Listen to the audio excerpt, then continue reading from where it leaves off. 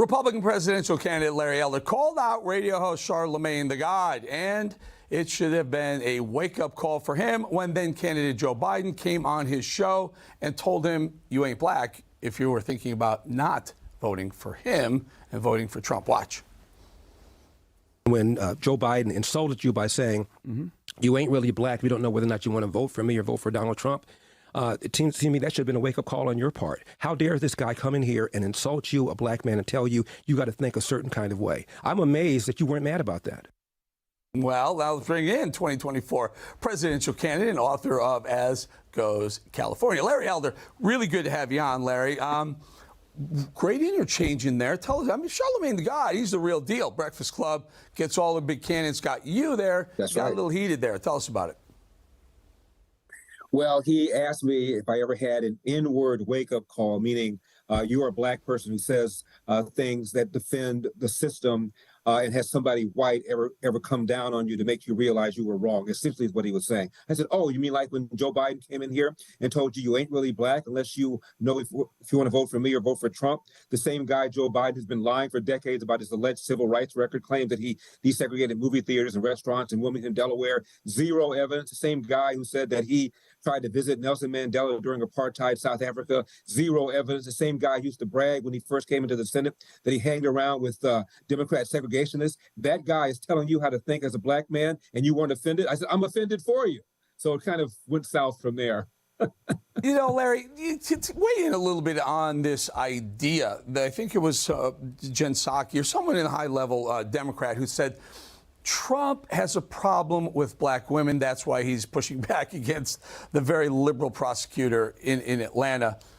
You know Trump a long time. He's Right. no racist. He has no problem with black people, does he? You know, Eric, if Trump is a racist, this is the guy who presided over the best economy ever for black people. He's the guy who did the First Step Act that allowed about 5,000 black prisoners, mostly black men, to have their sentences reduced around 70 months. He's a guy who's Secretary of Education pushed for school choice, which urban black parents and brown parents really want. He did enterprise zones, expanding opportunity in the inner city. He pardoned Jack Johnson, the first black heavyweight champion. Barack Obama didn't even do that. He pardoned commuted the sentence of a woman named Alice Johnson, who had a very long drug sentence, nonviolent offense, and he secured the borders. And the people that are most hurt by illegal alien labor are black and brown people living in the inner city with high school or less because they have to compete against it for jobs. One study found that about 1 million more black men and women would be working if it weren't for illegal alien labor. So if Donald Trump is a racist, Eric, he needs to go back to racism school. There you go. There you go. Well put, Larry. So tell us a little about Trump. We're hearing Trump isn't going to go to the debate next week. He might do a little counter programming next week in the debate. Should he go? Should he debate? And I'm not going to presume to give him advice about whether he should or shouldn't. I know that when I ran for governor, I didn't debate any of my Republican opponents because the opponent was Gavin Newsom. The opponent here is not Donald Trump. The opponent here, in my opinion, is Biden Harris. So I'm going to be there whether he's going to be there or not. And I'm asking people to donate $1 to my campaign, LarryElder.com. I need to get 40,000 individual donors to qualify for that first debate.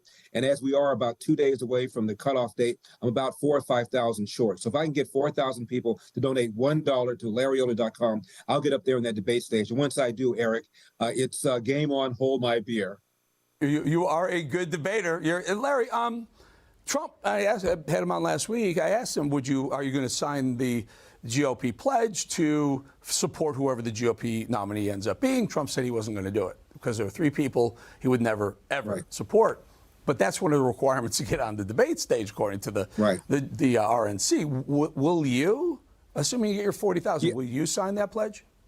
Yeah, I've already said I would sign it. I'm going to back whoever the nominee is. Whoever that nominee is, he or she will be a darn sight better than what we got right now in the White House. So, I'm running as an America First guy, MAGA guy. But I'm also putting some issues to the front the others are not putting. Most notably, the number one domestic problem in America, in my opinion, Eric, is the epidemic, not of COVID, but of fatherlessness. 70% of black kids now enter the world without a dad in the home, married to the mother. 25% of white kids now do, which was the same percentage as was with blacks back in 1965. With our welfare state launched under the best of intentions by a Democrat president, Lyndon Johnson, we have, in my opinion, incentivized women to marry the government and incentivized men to abandon their financial and moral responsibility. And nobody nobody, including Mr. Trump, is talking about that, but I am. Interesting. Larry Elder, we wish you luck, and please stay in touch with us. Thank you, Larry.